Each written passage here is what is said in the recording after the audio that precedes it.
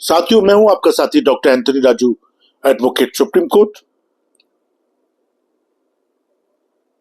Delhi high court का एक अहम फैसला,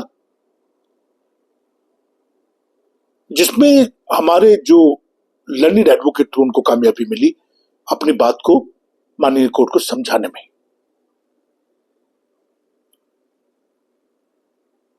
और इसमें एक शख्स ने, जिसको 6 साल की लड़की के साथ दुराचार करने की वजह से 10 साल की सजा हो गई, तो 10 साल की सजा को हमने चुनौती दी। और वहां जब एडवोकेट बैठे तो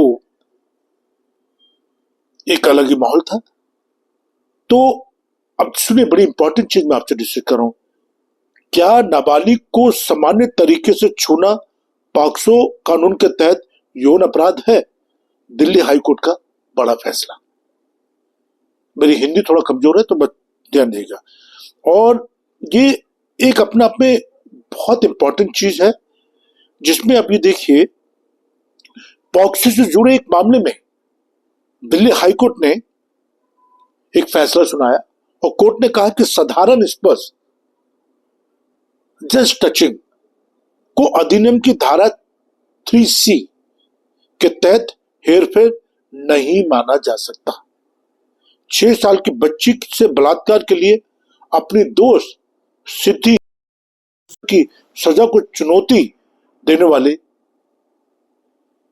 जो क्लाइंट था, उसकी चीज को कोर्ट ने इस तरह से व्याख्यान करा। दिल्ली हाई कोर्ट ने पॉक्सो कानून के संदर्भ में बड़ा फैसला सुनाया।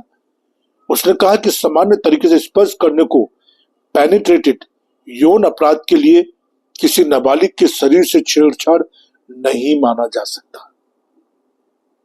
पसंद है? पॉक्सो सेक्शन 3C की बात कर रहा हूं मैं।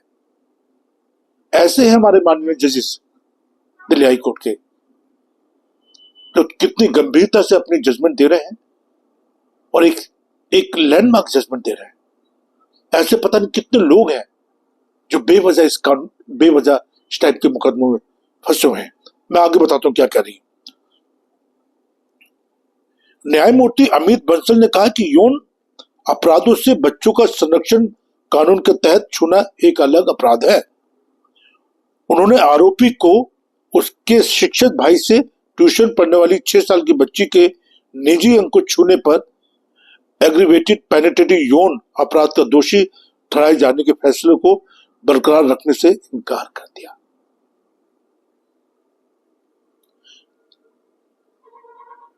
तो साथियों, यहां पे ये कहने का मतलब कि जैसे, और होता है यार, हमारे घर में छोटे छोटे बच्चे होते हैं, हम प्यार भी करते हैं, टच भी करते हैं। अब बैड टच, गुड टच, ये तो अब पता नहीं कौन कौन सी लैंग्वेज आ गई, लेकिन हम अपने बच्चों को गले लगाते हैं। बॉस, पड़ोस के बच्चे होते हैं, उनको हम टॉफी देते हैं, बच्चों को हम ट्यूशन पढ़ाते हैं। अगर इस टाइप के अपराध होने, इस टाइप की अगर बेबुनियाद मुकदमे दर्ज होने लग जाएं, तो लोग तो बच्चों को टच करने से भी घबराएंगे। जी हाँ साथियों, मैं हूं आपका साथी doctor Anthony Raju, advocate supreme court. और मैं आपसे बस एक गुजारिश करता हूं कि ये इस टाइप की जो लैंडमार्क जजमेंट होती है, मैं बड़ी सिंपल और सरल भाषा में आप तक पहुंचाने की कोशिश करता हूं। तो मैं चाहता हूं कि आप इस चीज को समझिए। आप इस चैनल को सब्सक्राइब करें, लाइक करें, कमेंट्स करें,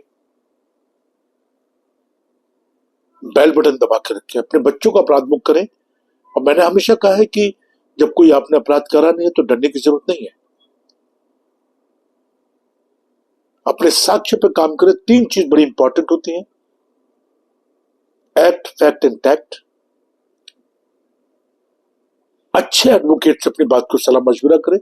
अब यहां देखिए ना, हमारे अच्छे लर्निड एडवोकेट तो केस को देखिए किस तरह से जीता गया है। और अगर इसमें सजा हो जाती तो आप मान सकते हैं 10 साल की सजा थी बंदे को। तो केस को लड़ने का एक तरीका होता है, बेल अप्लाई करने का एक तरीका होता है, आर्गुमेंट करने का एक तरीका होता है, क्रॉस करने का एक तरीका होता है, और वो भी पॉक्सो जैसे गंभीर मामलों में। अब चाहे पॉक्सो हो, चाहे दहेज हत्या हो, चाहे रेप हो, कोई भी इस टाइप के गंभीर मामले तो उनको गंभीरता से लेना चाहिए। मेरी टीम पूरे हिंदुस्तान में है, high court, supreme court, session court वगैरह सभी जगह है। आप उनसे सलाह मशवरा कर सकते हैं, मैं आपकी मदद कर सकता हूँ क्रॉस में, बेल में, एंटिसिपेटरी बेल में, रेगुलर बेल में, क्वेश्चनिंग में वगैरह वगैरह। 9873005424 ये मेरा नंबर है। आप मुझसे कॉल कर सकते हैं, बात कर सकते हैं, SMS कर सकते हैं, वीडियो कॉल कर सकते हैं। चैनल को सब्सक्राइब करिए। जय हिंद, जय भारत।